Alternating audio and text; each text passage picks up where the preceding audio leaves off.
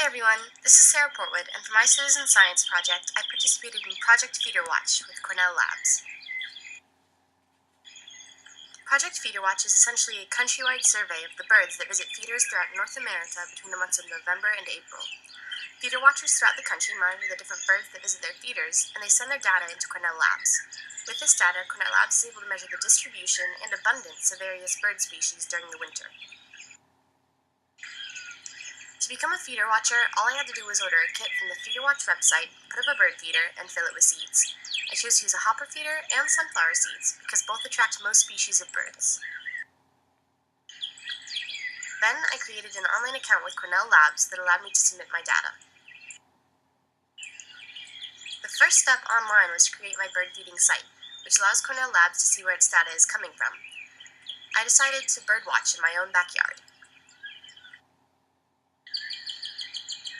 Then, once I had done some bird watching, data entry was a 3-step process. First, I had to select the dates during which I watched the feeder. Feederwatch required that I watched 2 days in a row, with a minimum of 5 days between each data entry. Therefore, I birdwatched every Saturday and Sunday for 6 weeks. The second step was to describe the conditions over the 2 days of birdwatching. This included temperature, precipitation, and time of day.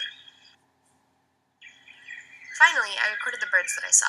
For each species I saw, I had to record the greatest number of that species that I had seen together at any one point in time.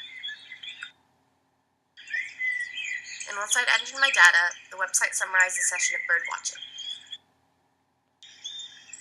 Over the 6-week period, I saw 8 different species of birds: the American robin,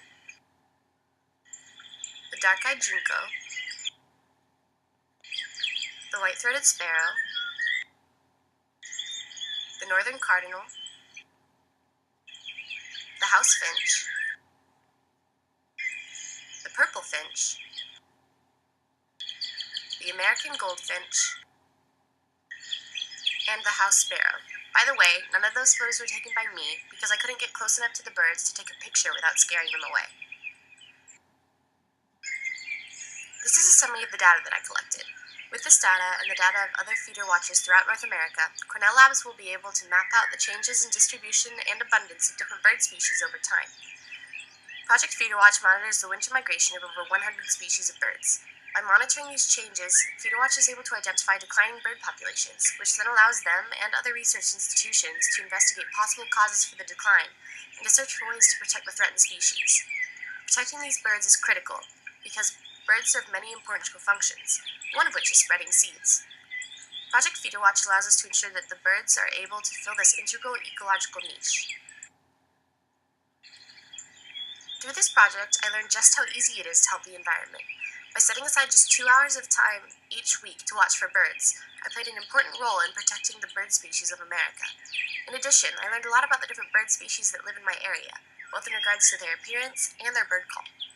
I also discovered that there's a northern cardinal nesting in one of my bushes near the house, and I saw him or her nearly every day I watched for birds. This experience helped me appreciate the nature that lives quite literally in my own backyard, and it helped show me exactly why that nature is worth protecting.